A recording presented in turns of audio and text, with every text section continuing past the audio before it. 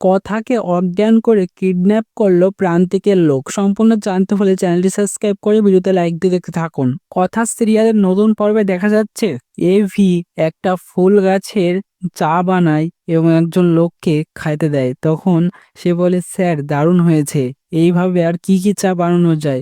তখন এভি বলে, মাথা খাবেন না তো, আপনি চাটা খান। এভি ভাবতে থাকে কথার কথা, যে কথা কত রকম ফুল দিয়ে চা বানাতে পারতো।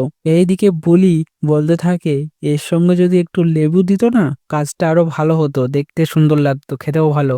বেড়া ছেলে তো জানে না।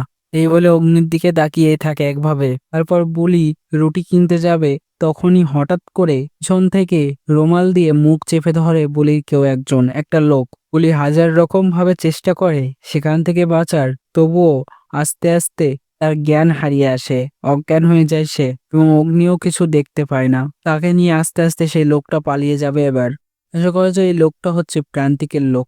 কথা ভেবে বুলিকে কিডন্যাপ করে নিয়ে চলে যাচ্ছে। কি হবে এবার, অগ্নি কি পারবে বুলিকে বাঁচাতে? তোমাদের কি মনে হয় কমেন্টসে জানিয়ে এখনই সাবস্ক্রাইব করুন আমাদের ইউটিউব চ্যানেল। ধন্যবাদ সবাইকে।